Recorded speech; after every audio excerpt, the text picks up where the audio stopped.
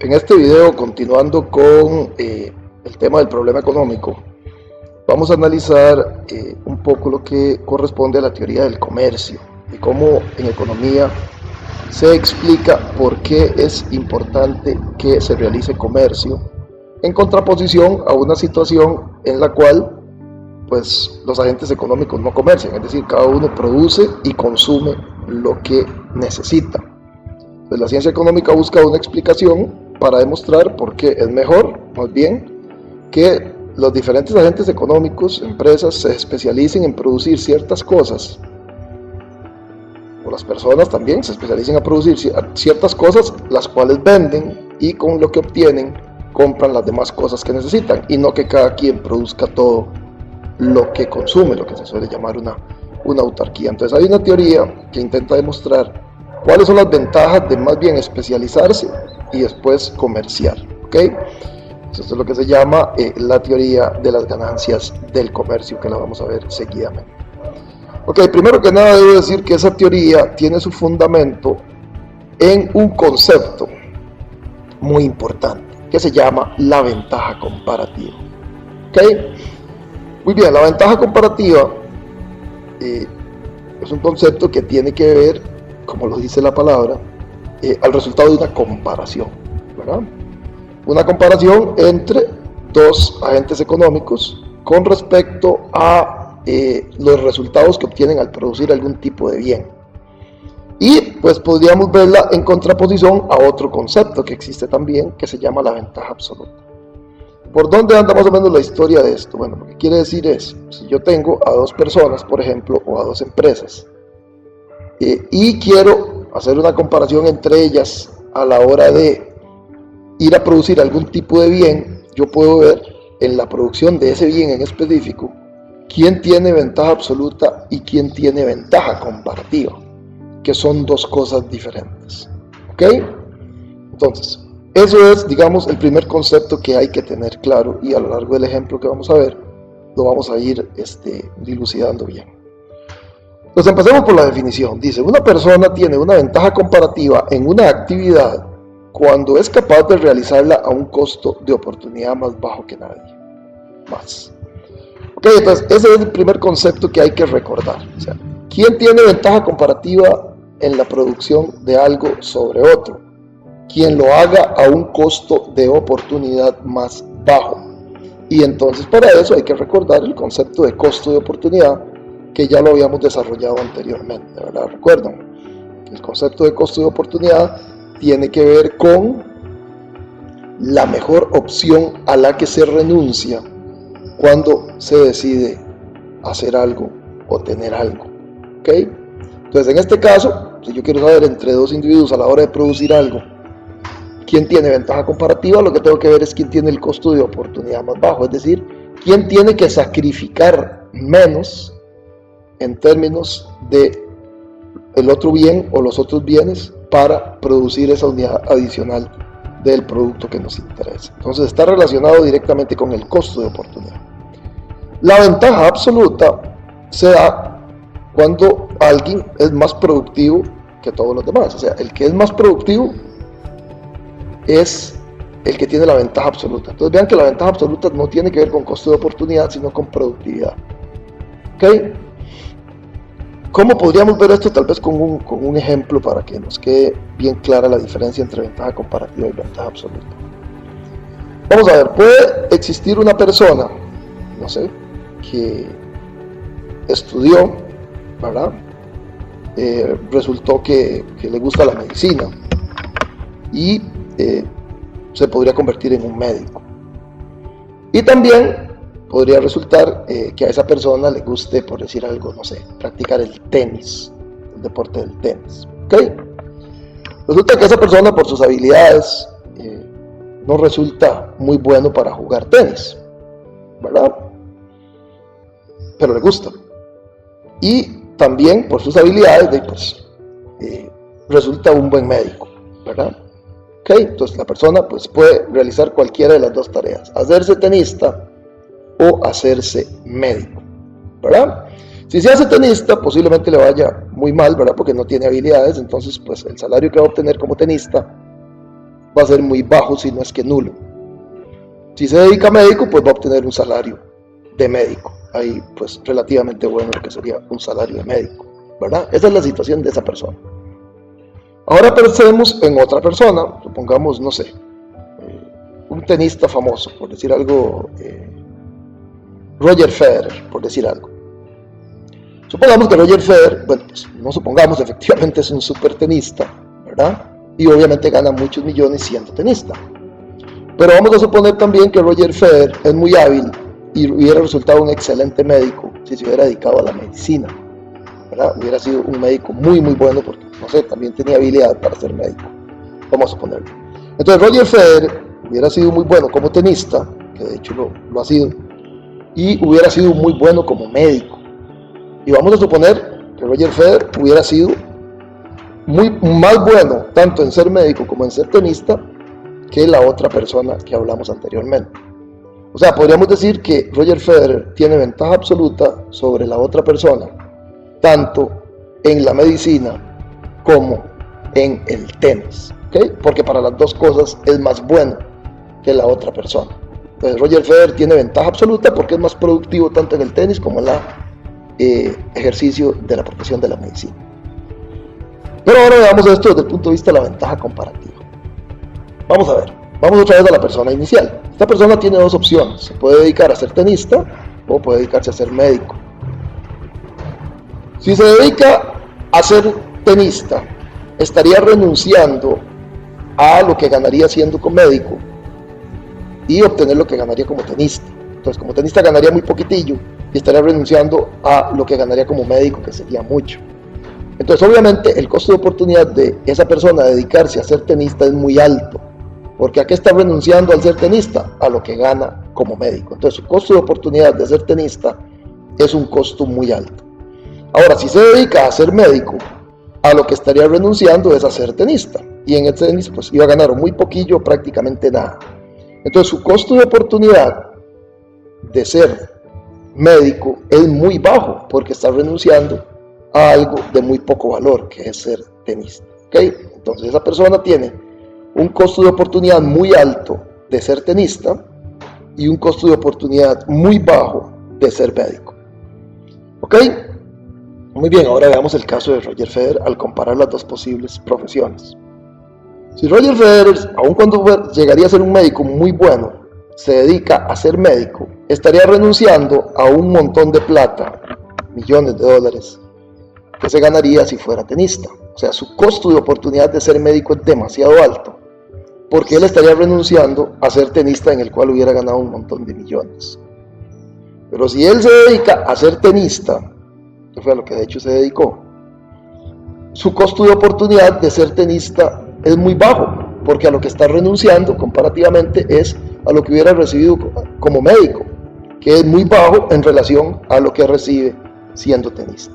Entonces, en el caso de Roger Federer sucede lo contrario. Él tiene un costo de oportunidad muy alto de ser médico y un costo de oportunidad muy bajo de ser tenista. Entonces, aquí es donde viene el concepto de ventaja comparativa, que está relacionado con el concepto de costo de oportunidad. La persona inicial tiene un costo de oportunidad muy bajo de ser médico, entonces se debería dedicar a ser médico. Él tiene ventaja comparativa en ser médico. En el caso de Roger Federer, tiene un costo de oportunidad muy bajo en ser tenista, entonces tiene una ventaja comparativa en ser tenista. Entonces la persona A tiene ventaja comparativa en ser médico y Roger Federer tiene una ventaja comparativa en ser tenista. Aunque Roger Federer tiene ventaja absoluta en ambos, porque es más bueno en ambas cosas. Entonces ahí es donde está la diferencia entre la ventaja comparativa y la ventaja absoluta. Vean que la ventaja absoluta es comparando directamente a los dos agentes económicos en las actividades, pero la ventaja absoluta es viendo a lo interno cuál es su composición de costo de oportunidad entre las diferentes actividades que se puede dedicar. Okay, espero entonces que con ese ejemplo les quede claro qué es la ventaja comparativa y qué es la ventaja absoluta. Okay, entonces, como pueden ver acá, dice la ventaja absoluta implica la comparación de niveles de productividad, mientras que la ventaja comparativa tiene que ver con la comparación de costos de oportunidad. Ok, para entender mejor esto, toda esta trama de las ganancias del comercio, vamos a ver un caso en el cual hay dos muchachos, bueno, no muchachos, hay muchachos, Liz y Joe, y ellos operan cada uno por su cuenta 2 cafeterías de comida saludable. Entonces vamos a ver un ejemplito numérico para que vean cómo funciona esto y cómo se visualizan las ganancias de la especialización y el comercio. Muy bien, vamos a la cafetería de Liz primero. Este cuadrito que está acá nos resume la situación de Liz. Vamos a ver, ¿qué es lo que dice aquí? Vamos a hacer un poco más grande para ver el cuadrito. Ok. En la cafetería de Liz sucede lo siguiente. Aquí vamos a ver las posibilidades de producción de Liz en una hora. Si Liz dedica una hora a producir café, tazas de café, resulta que esa hora dedicada totalmente a producir tazas de café, Liz puede producir 30 tazas de café. Si dedica una hora completa solo a producir café, puede producir 30 tazas de café en una hora. Eso es lo mismo que decir que dura 2 minutos para producir cada taza, ¿verdad? Se lleva 2 minutos por taza, al final en una hora produciría 30 tazas de café. Pero eso es si dedica absolutamente la hora completita a producir solo café. Ahora, ¿qué pasa si Liz dedica la hora completa pero a producir ensaladas? Resulta que también produciría 30 ensaladas. Es decir, también duraría 2 minutos por cada unidad, en este caso, de ensaladas. ¿Ok? Entonces Liz en una hora puede decidir producir 30 tazas de café, o agarrar esa hora y producir solo ensaladas y producir 30. O puede agarrar la hora y producir un poco de cada una. Por ejemplo, puede decir, mira, voy a coger la mitad del tiempo para producir en café, o sea, media hora produzco café y media hora produzco ensaladas. Entonces al final produciría 15 y 15 en una hora, ¿verdad? Ok, esta es la situación de Liz dada sus recursos productivos, su eficiencia, su tecnología, etc. En una hora o produce 30 tazas de café o 30 tazas de ensalada, o una combinación de ambas, ¿verdad? Ok, entonces vamos a ver el concepto de costo de oportunidad acá. Vean que si Liz decide coger 2 minutos para producir una taza de café, ¿cuál es el costo de oportunidad de producir esa taza de café? Lo que hubiera producido de ensaladas en ese mismo tiempo. Entonces en esos 2 minutos, si los hubiera cogido para ensaladas, hubiera producido una ensalada. Entonces el costo de oportunidad de Liz de producir una taza de café es una ensalada que dejó de producir. ¿Okay? Ahora, si lo vemos del otro lado, el costo de oportunidad de producir una ensalada también es una taza de café, ¿verdad? Ese es el costo de oportunidad que tiene Liz de producir una taza de café o de producir una ensalada. Costo de oportunidad de producir una taza de café, una ensalada. Costo de oportunidad de producir una ensalada, una taza de café. Porque en ambos dura exactamente lo mismo. 2 minutos, ¿verdad? Vamos a suponer que Liz compra ensaladas y produce ensaladas y tazas de café en cantidades iguales. Vamos a suponer que ella decidió que en cada hora va a producir 15 tazas de café y 15 ensaladas por hora. Eso es lo que ella decidió seguir produciendo cada hora. Pero por ahorita nos guardamos ese dato por ahí y después lo vamos a utilizar, porque seguidamente vamos a ver la situación de Joe, la cafetería de Joe. Vean lo que pasa con Joe. Vamos a hacer un poco más grande esto. Ok, en Joe sucede lo siguiente. Si Joe coge una hora para producir café nada más, apenas lograría producir 6 cafés. O sea, vean lo malo que es Joe para producir café. Necesita 10 minutos para producir una taza de café. Okay, o sea, solo puede producir 6 tazas de café en una hora. Ahora, si cogiera esa hora para producir ensaladas, pues resulta que ya para producir ensaladas es igual de bueno que Liz, porque también produciría 30 ensaladas en una hora. ¿Ok? Entonces, en cada ensalada duraría 2 minutos, igual que Liz. ¿Ok? Entonces, nos vamos al concepto de costo de oportunidad ahora en el caso de Joe. El costo de oportunidad de Joe al producir una taza de café es la cantidad de ensaladas que deja de producir. Como para producir una taza de café necesita 10 minutos. En 10 minutos produciría 5 ensaladas, porque dura solo 2 minutos en cada una. Entonces el costo de oportunidad de Joe de producir una taza de café es 5 ensaladas, porque deja de producir 5 ensaladas cuando produce una taza de café. Ahora, si lo vemos al revés, el costo de oportunidad de producir una ensalada es de 1/5 de tazas de café, porque al producir una ensalada deja de producir 1/5 de una taza de café, porque dilató 2 minutos y para producir la taza necesita 10. Entonces, al coger 2 minutos, pues en esos 2 minutos puede haber producido la 1/5 parte de una taza de café. Entonces, una ensalada, el costo de oportunidad es de 1/5. Vean que siempre es el inverso. 5 es el costo de oportunidad de un bien, 1/5 el costo de oportunidad del otro bien. En el caso de Liz era lo mismo, nada más que como era 1/1 y 1/1 pues siempre era 1, ¿verdad? Entonces, el costo de oportunidad de un bien es el inverso del costo de oportunidad del otro, ¿ok? Muy bien, entonces esta es la situación de Joe, que como pueden ver es bien malo para producir café y igual de bueno que para producir ensaladas. Entonces vamos a ver. Vamos primero con la ventaja absoluta. Vean que en el caso del café definitivamente la ventaja absoluta la tiene Liz. Ella es más buena que Joe para producir café. Dura menos tiempo para producir una taza. Dura apenas 2 minutos, Joe dura 10. Entonces ventaja absoluta en la producción de café, sin duda alguna la tiene Liz. Ventaja absoluta en la producción de ensaladas. Están empatados. Ninguno de los dos tiene ventaja absoluta porque los dos duran exactamente lo mismo. Los dos duran 2 minutos para producir una ensalada.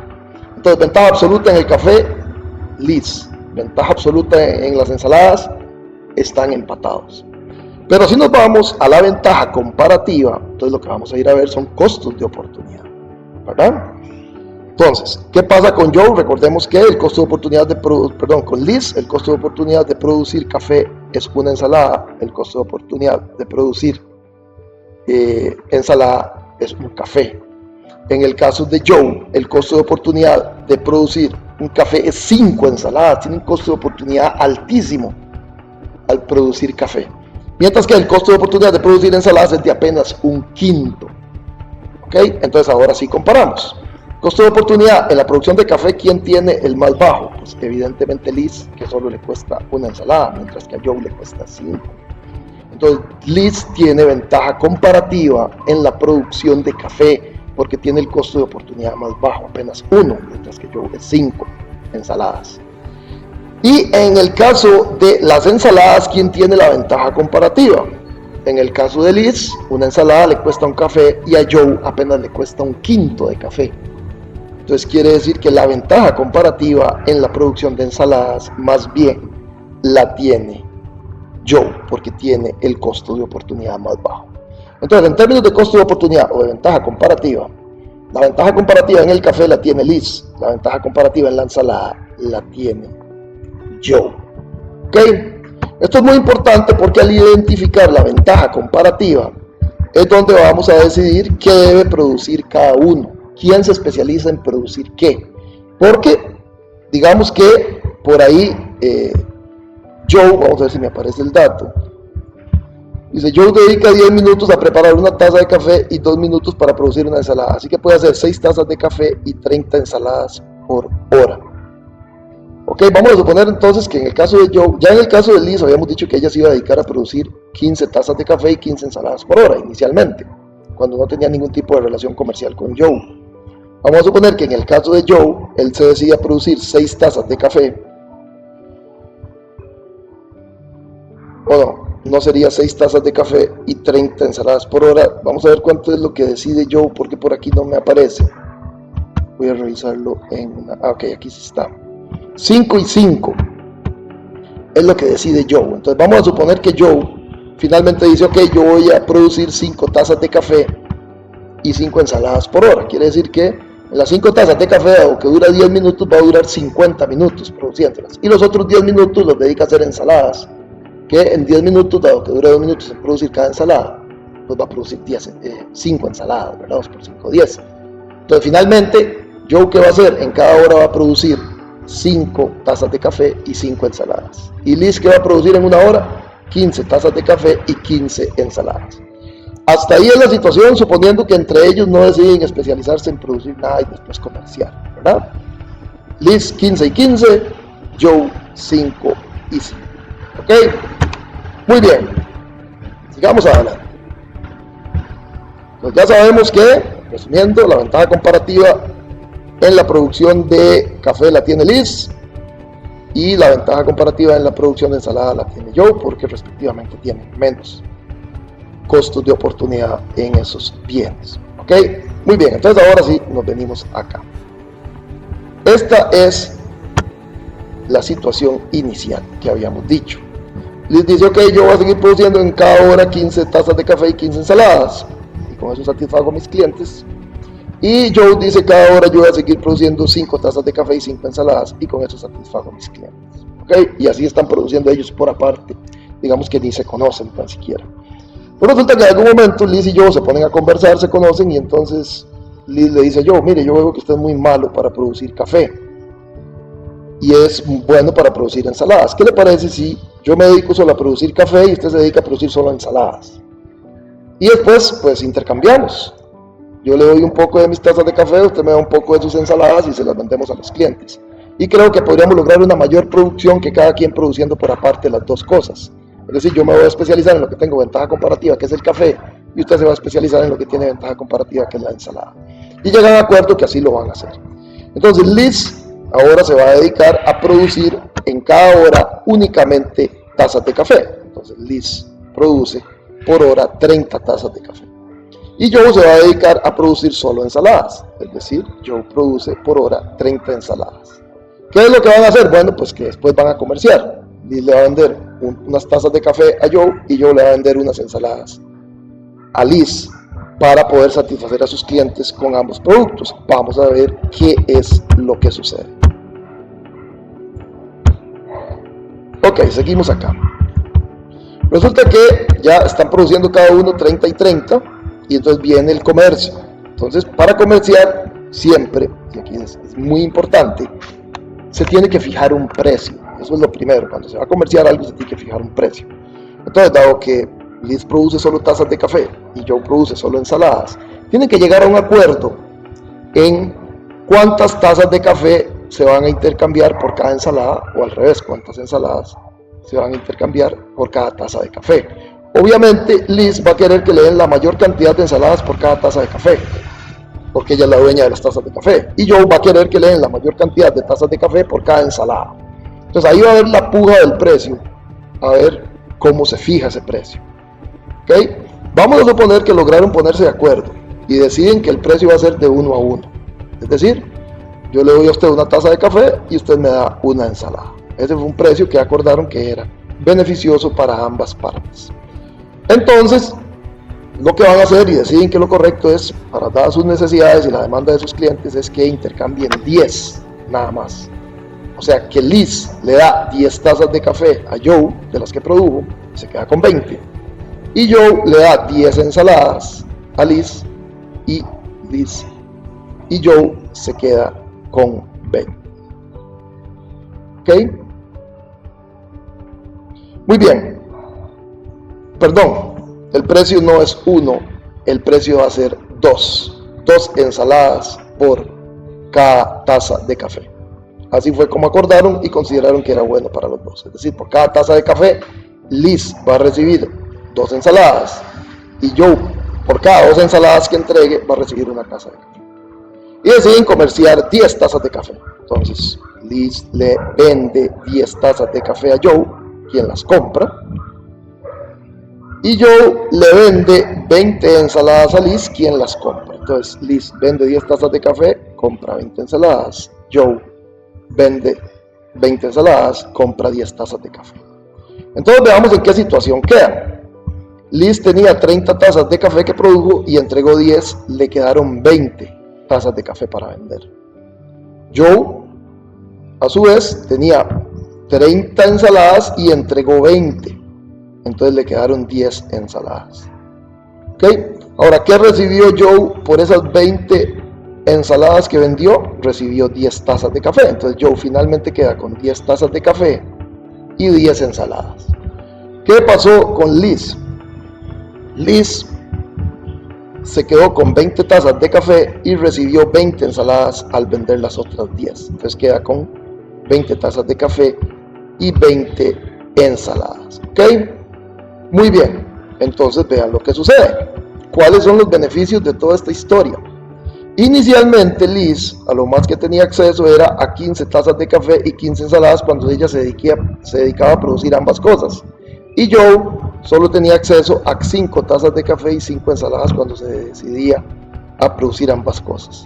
Pero debido a que se deciden especializar cada uno en producir en lo que tiene ventaja comparativa y después comerciar a un precio conveniente para ambos, observen lo que pasa. Liz pasó de tener 15 tazas de café y 15 ensaladas por hora a tener 20 y 20, es decir, se ganó 5 tazas de café y 5 ensaladas más por hora.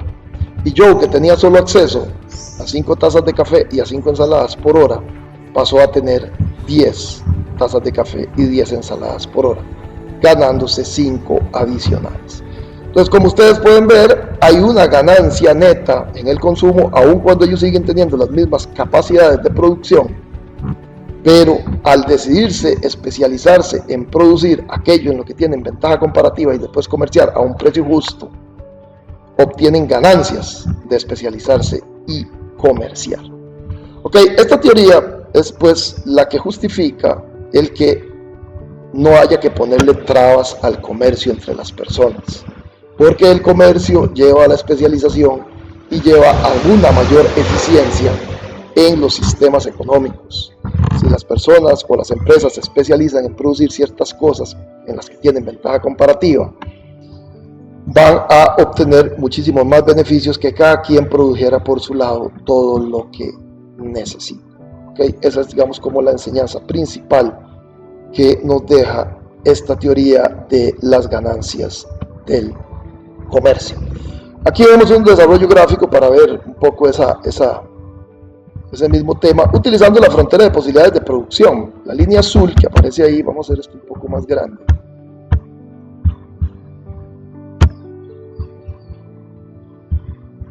Esto es un gráfico de frontera de posibilidades de producción tanto para Joe como para Liz, ¿verdad? En este caso la línea azul es la frontera.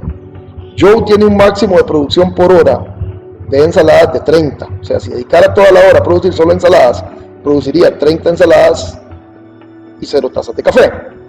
Si dedicara todo el tiempo a producir solo café, pues produciría 6 tazas de café y 0 ensaladas. Entonces, y podría decir tal vez algún punto intermedio, pues sería cualquier punto sobre la frontera, como el caso del que él eligió, que era 5 ensaladas y 5 tazas de café, que sería este punto. Esa es su frontera de posibilidades de producción y no la puede rebasar dadas sus recursos tecnológicos, capital, de horas de trabajo, etcétera, que dispone. Esta es su frontera de posibilidades de producción. En el caso de Liz, esta es su frontera de posibilidades de producción. Solo produce ensaladas, máximo de 30, 0 café, o solo café, máximo 30 café, 0 ensaladas, o cualquier punto intermedio como este que fue el que seleccionó, que fue 15 y 15. Pero vean lo que sucedió al decidir especializarse y comerciar. Finalmente, dado el precio que seleccionaron y en lo que se especializaron, Joe decide obteniendo 10 ensaladas y 10 tazas de café. O sea, sus posibilidades de consumo se ampliaron, aun cuando sus posibilidades de producción siguen siendo las mismas, porque no ha habido ninguna variación en la dotación de factores ni nada. Simplemente especializarse y intercambiar lo llevó a que obtuviera unas mayores posibilidades de consumo. ¿Okay? Igual pasó en el caso de Liz. Sus posibilidades de producción siguen siendo las mismas, pero al decidirse especializarse en los cafés y comerciar, sus posibilidades de consumo se incrementaron hasta este punto que está acá a la derecha, el punto C. ¿Ok? Entonces, el comercio, si bien es cierto, pues no llevaría inicialmente a un incremento en la capacidad de producción, lleva a un incremento en la capacidad de consumo, lo cual es al final lo que interesa, como lo hemos venido diciendo desde que iniciamos con esto, que el objetivo final de los sistemas económicos es el consumo, porque es lo que satisface las necesidades ilimitadas de las personas. Entonces, el especializarse y comerciar lleva a ampliar las posibilidades de consumo. Por tanto, se justifica el comercio y al comercio debe tratar de ponérsele las menores trabas posibles. ¿Ok? Esa es la enseñanza principal de este ejemplo o de esta estructura o este modelito de las ganancias del comercio. Realmente esto que está por acá pues más o menos habla de lo mismo que ya acabamos de hablar, de la frontera y de las posibilidades de producción, ¿verdad? Ok, para finalizar vamos a ver otro temita aquí rápido que se llama la coordinación económica. La coordinación económica pues es un modelo que se llama también la corriente de flujo circular que nos permite ver cómo es que están relacionados los diferentes agentes económicos dentro del sistema y qué es lo que debe existir en ese sistema para que se puedan realizar el proceso productivo y terminar solucionando el problema económico, ¿verdad? De decidir qué producir, cómo y para quién. Ok, entonces se supone que todo este sistema económico va a funcionar bien si tenemos 4 instituciones sociales que son sumamente importantes. Lo primero son las empresas. En el sistema económico deben existir empresas, que son las que se encargan de producir. Los siguientes son los mercados, ¿verdad? Que es donde se ponen en contacto los empresarios que producen con los que quieren comprar. Ahí es donde los que quieren comprar dicen queremos esto.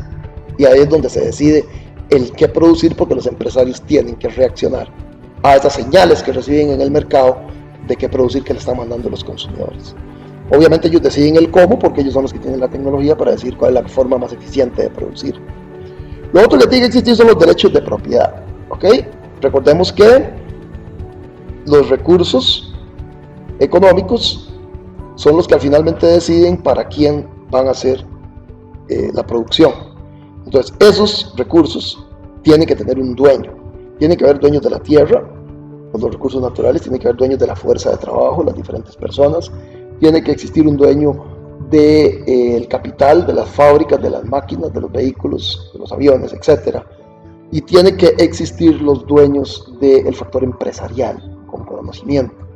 Entonces, el que haya una estructura jurídica que asegure los derechos de propiedad de cada uno de esos medios de producción, pues es lo que lleva a que esas personas participen en el proceso productivo y quieran obtener beneficios de explotar ese factor de producción que posee, ¿verdad? De nosotros, cada uno de nosotros entra a participar en el proceso productivo y obtenemos una tajada de la producción del sistema económico, él ha entendido que somos dueños de algún factor de producción.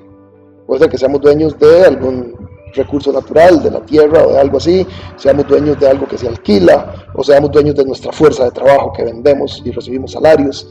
Al final, el ser dueño de un recurso es el que nos hace participar en el sistema y al mismo tiempo obtener los beneficios, ¿verdad?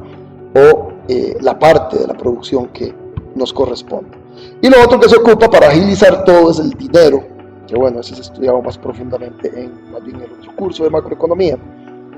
El dinero pues hace que todo se facilite muchísimo más, que el comercio sea más sencillo. Si el dinero no existiera sería complicadísimo realizar las transacciones comerciales, ¿ok?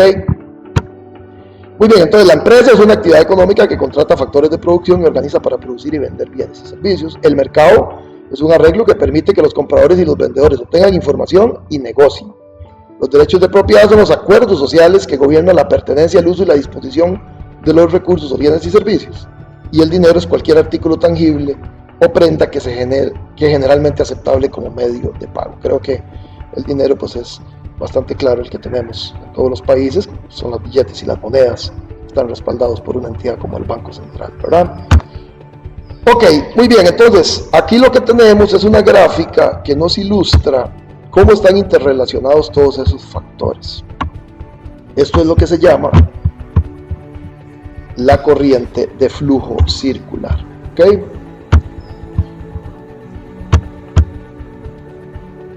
Vamos a ver si podemos poner otra vez ese gráfico que se me desapareció aquí. Ok. Aquí la tenemos. Este grafiquito nos resume todo lo que es un sistema económico con sus principales elementos y sus principales relaciones. Ok, por un lado tenemos a los individuos, las personas, los consumidores. Este es el rey, por eso está arriba. Es el rey del sistema económico. Este es el que decide, somos los que decidimos qué es lo que queremos que se produzca, cómo queremos que se utilicen los recursos de ese sistema económico. Y al otro lado tenemos las empresas, que son las encargadas de combinar esos recursos y producir lo que estos de acá queremos. ¿Ok? Muy bien, pero ¿dónde es que ellos se ponen de acuerdo? ¿Dónde es que obtienen la información unos de otros y todo eso? Bueno, pues en los mercados. Por este lado tenemos el mercado de los bienes. Es decir, aquí vienen estos individuos a estos mercados y dicen, esto es lo que nosotros necesitamos, esto es lo que queremos. Entonces, ¿cómo se manifiesta eso? Bueno, cada vez que vamos al supermercado y queremos comprar algo y lo compramos, efectivamente pues ahí estamos manifestando que eso era lo que queríamos, lo que compramos. Y si no hay, vamos y preguntamos, miren, no hay de tal cosa, ¿cuándo van a traer? O simplemente me voy para otro supermercado que sí tenga y automáticamente estoy transmitiendo la señal de que eso es lo que se quiere. ¿Ok? Entonces en los mercados es donde se obtiene esa información. Esta información inmediatamente pues es trasladada a las empresas y dicen, mira, sí, lo que esta gente está pidiendo es esto, produzcamos porque ya sé, los anaqueles no hay y están pidiendo. Estoy poniendo como ejemplo los supermercados, pero eso sucede absolutamente en todos los lugares, ¿verdad? En mercados incluso virtuales o en cualquier tipo de mercado, ahí están los consumidores diciendo que quieren y las empresas captando esa información y llevándola, o sea, llevando el producto al mercado que esta gente quiere y puede pagar. Ok, entonces por acá tenemos un flujo de dinero, ¿verdad? De estos individuos en estos mercados, que a su vez ese dinero pues viene a las empresas. Esas empresas que hacen, envían productos o servicios en esos mercados y los consumidores los compran y los utilizan para satisfacer sus necesidades. ¿Ok? Entonces esto que está aquí, el color como celeste clarito, es el dinero, y esto que está por acá son los bienes y servicios que se mueven de las empresas hacia los individuos a través del mercado, y el dinero de los individuos hacia las empresas a través del mercado de bienes y servicios. Ok, pero resulta que estos individuos al mismo tiempo son los dueños de los factores de producción. Nosotros mismos somos los dueños de la tierra, el trabajo y el capital. Y también ocupan las empresas para producir. Entonces para eso existe este otro mercado, que es el mercado de los factores de producción. Entonces aquí más bien los individuos vienen a ofrecer sus factores de producción, ¿verdad? A ofrecer vender su fuerza de trabajo, a alquilar los bienes que tengan, etcétera. Y las empresas contratan esos factores de producción porque los necesitan para generar la producción. ¿Ok? Y a su vez, las empresas remuneran a los dueños de los factores de producción mediante salarios, rentas, intereses, alquileres, utilidades. Remuneran a estos individuos por esos factores de producción. Entonces, otra vez, este es el dinero fluyendo de las empresas hacia los factores de producción. Y esto es los factores de producción fluyendo de los individuos hacia las empresas. El dinero que capturaron acá las personas mediante la venta de los factores de producción lo utilizan después para comprar, y así sucesivamente sea el ciclo del dinero. Y por este otro lado tenemos el ciclo de los bienes y servicios que vienen de las empresas hacia los individuos, y los individuos vendiendo sus factores de producción hacia las empresas para que generen la producción. Entonces esto es lo que se llama la corriente del flujo circular, cómo funciona en términos muy generales un sistema económico.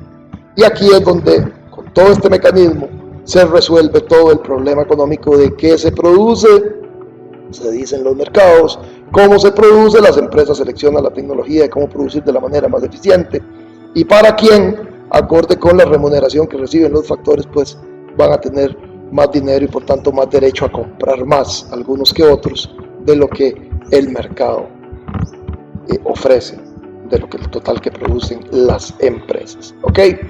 Básicamente esta es la corriente del flujo circular y cómo funciona en términos generales un mercado. ¿Ok? Muy bien, con esto terminaríamos entonces este video y también lo que tiene que ver con el problema económico. Muchísimas gracias.